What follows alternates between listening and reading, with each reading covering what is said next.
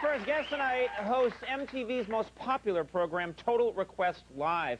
And starting early next year, he'll be hosting later, immediately following this program. Please welcome Carson Daly.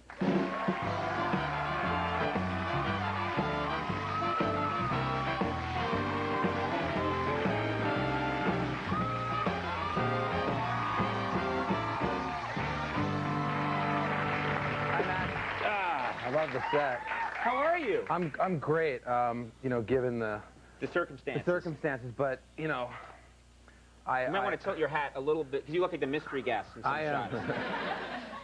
You know, watching your show I'm just a huge fan, you know, of this show, and of I'm excited, as you mentioned. I'm going to be on after the show, and it's been such a tough week here, and not knowing how to go back to TRL at MTV. Because we're in a similar situation where we have these jobs where we're supposed to entertain people and be funny and just be light, and then suddenly something like this happens and we don't even know how to do our jobs. But it was so great to watch you last night because it was like a, you know, it was like a starting point for those of us, you know, for like the understudies, you know, to watch, you know, Letterman his first night back, or you last night. Which was amazing, yeah. I mean, I just haven't known. I've been on the air looking at the camera, just, you know, knowing that millions of kids are watching, just going, I don't know what to say to you right now. I've never felt more insignificant. You know, bear with me, but you have to start somewhere. But so. You've been, I mean, you've been on the air. You've been doing We went on the air Friday, yeah. Right. But it's just been, you know, it's just been bizarre. We just didn't know where to start. I didn't know. They're just like, you're on. And it's just like, you know, am I more traumatized because, you know, from my balcony on Tuesday, I saw everything go down? Am I, you know, not that you can overreact, but am I not being professional? There's, you know, so it's been great, like, to watch you last night and to see, you know, I love watching babies try and lift 2 6-packs of beer.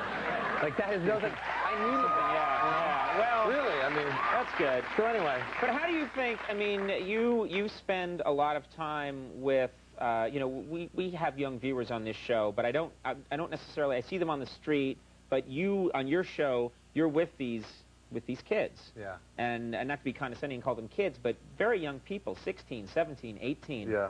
You're with them. Do you get any sense of how they're handling this situation? Yeah, they're very, very scared, you know.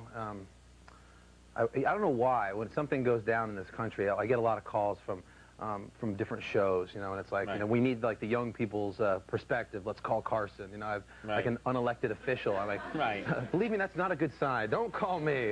You know, I'm not the team captain of the youth here, but... Well, it's funny. That's how the media works. They're like, we need a story on youth.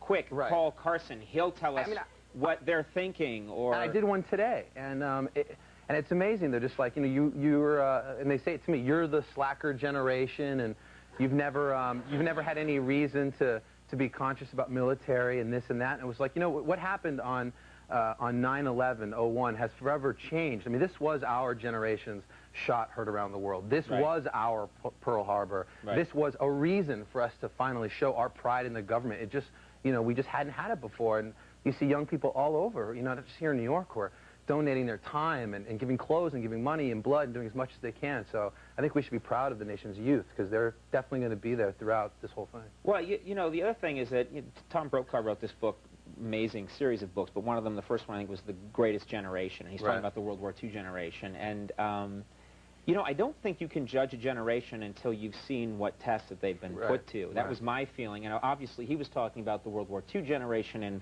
this test that they were put to, which was coming out of the Depression, World War II recovery, and they did brilliantly. And I think it's how a generation responds. And I think we don't know, but I have a lot of faith, as I'm sure you do, that young people, they haven't had really much to respond to. And isn't that really a good thing? It's funny, because in these interviews with, you know, these news people, they're really just kind of digging in there, looking for an angle. And it's like, well, thank God that, you know, I grew up and that we grew up without those massive threats of a Cold War. I mean, we were lucky enough that our forefathers fought wars and did the right thing, so we grew up in a safe environment. And now things aren't obviously the same, and we know that, and we're responding to that, and we'll adjust to that, and we'll be... Rise to the challenge. We will absolutely rise to the challenge. The one thing that is something we're dealing with here, and again, I appreciate you being here, it's a very difficult time to get people to come and actually appear on a show, because they're overwrought, they're upset. A lot of people here in New York are just, they're numb, and the last thing they want to do is appear on a show. How are you're getting you're getting big stars to come out and appear on the show or participate. Yeah. How are you getting them to do it? Calling them, actually. We've never tried phoning them. That helps. A phone.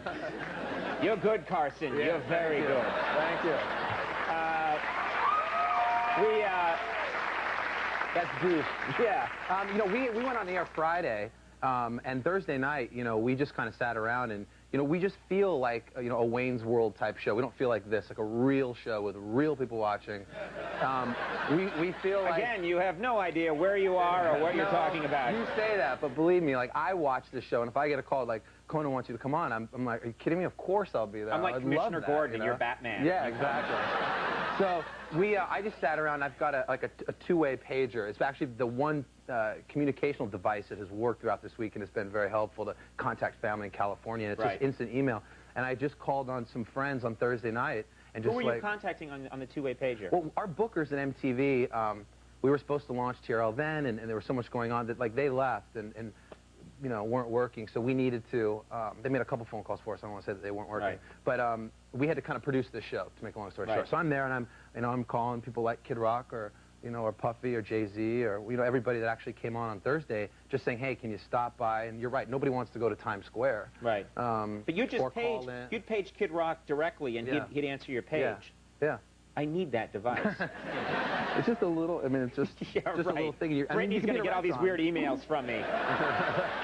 Oh, my God, it's him again. I hate that guy. But the music community is great. I mean, we feel like we've been on the air 4 years at TRL. We've really grown up with a lot of these artists, so we're all kind of running in a circle, and they were concerned and wanted to get a message out to kids, and so they're the ones that really made it possible. Well, I'm just the idiot that asked them to do it. I saw you broadcasting on Friday, and I thought it's really good that we didn't get back on the air till Tuesday. I thought it was really good that you were on the air and talking about this. I didn't know what to do. Like, yeah, but no one does. Nobody. Right. Nobody. We always act. Our job is to act like we know what we're doing and act like we're professionals. Right. Or as David Letterman, I thought, beautifully said it on Monday, is to act as if we're brave.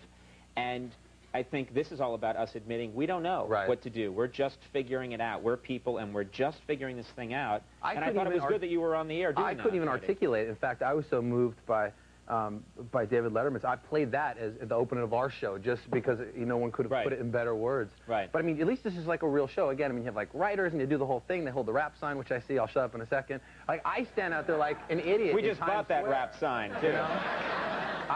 So it's been great to watch you, and I thank you for that. And it's just like it's baby steps, and that's. Well, I wanted to, in an effort to try and divert people's attention or have a few laughs, just before all this madness broke out and all our worlds changed. It's strange to even think about this now, but you were at the Video Music Awards for MTV, and we sent our dog Triumph, the insult comic, to the Video Music Awards, and I thought, and it was just kind of a weird moment because he started to go after you and then switched his attention to J-Lo, and I thought, let's just, MTV I think started editing it out because I think J-Lo's people didn't think it was He was there. He was during rehearsal. The dog was there, and I was actually up in like a mezzanine. It's not a real dog. Right. No. It's Robert Smigel, yeah, but he was there. Yeah, but when he's saying those things to you, you psych yourself. It's just the dog. The dog, yeah. And during the rehearsal, he just killed me. I mean, he just was like, really went off. But when he got down there and saw that Britney and Justin, and there was J-Lo, and there was me, he kind of did his thing, and he's like, I might go to J-Lo. And she knew that he might come down there, but didn't know about the Mount Everest. I think I think it's just funny. Let's just show this clip of what happened. Carson Daly, so studly, so handsome, so frigging dull.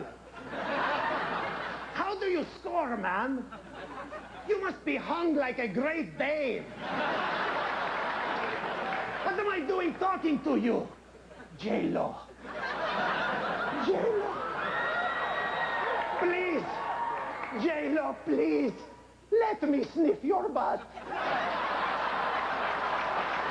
Come on! J-Lo! I don't get it, J-Lo. She doesn't doesn't understand. For a dog, it's like climbing Mount Everest. Oh, Lord. Well, Feels good to laugh. yeah, it does. But at that, you know, we didn't get a chance to talk about this, so I do hope you will come back when we can talk about, you're taking over the later slot. I'm very happy for you. You are a class act, and I think it'll be very nice having you in the little NBC lineup. It's an honor, believe me. Yeah, so we'll talk about that next time you come, because I want to make sure we get that.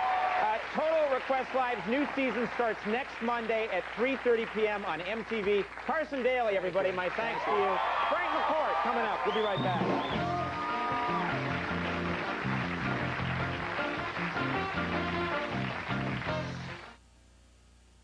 When I was in 7th grade, I became bulimic. You can read minds. His name is Derek Zoolander, male supermodel. One man. Ow! 5 syllables. And just clueless enough to think he can be a hero. You must rescue the Prime Minister. Sounds cool. If you find the files, you can save him. They're in the computer. They're in the computer? Ben Stiller is Zoolander. Rated PG-13. Starts Friday, September 28th everywhere. Are you open? Open to the new spirit of hair color? Introducing Open. It's the first soft, permanent color gel by L'Oreal with low ammonia and botanical conditioners for vibrantly natural color that's so soft touch.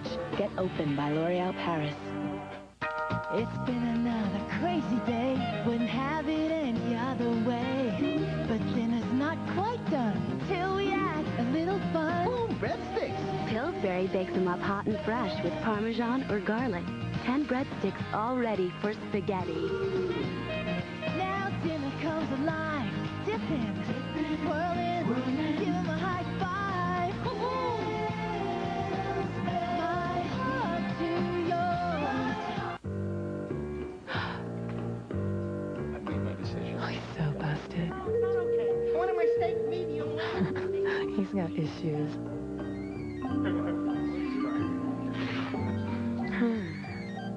Let me check.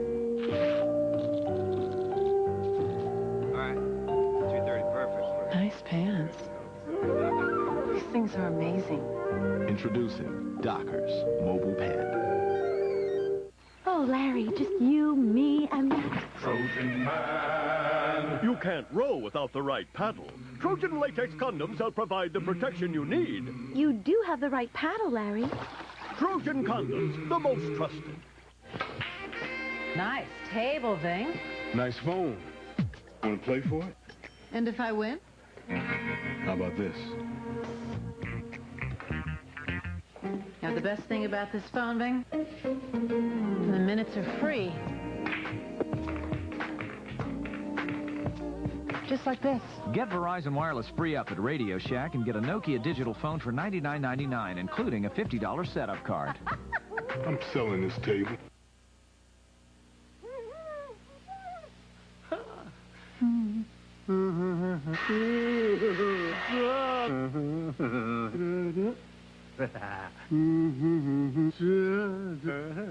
Do you appreciate the value of minimum coverage? We do. 1-800-SAFE-AUTO. Minimum coverage for minimum budgets. You the man. Yeah. Oh, that doggo hunt.